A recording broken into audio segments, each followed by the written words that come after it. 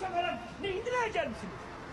Həftədə bir dəfə dana kəsir. Ya da qoymadınız, imkan vermədiniz ki, danamızı... İçəridəki ətlərin zəhmət olmasa sənədini təqdim edin. Baxa bilərəm? Axırıncını kəsib gətirmişəm. Əti də götür apar, kəsim tarixinə bax. Bax mənim, 117 kilo ət gətir. Bəli, mən kəsim tarixinə də bax, bəli. Tamam, başa düşürəm. Bir dəqiqə səbir olun, zəhmət olmasa. Buyurun.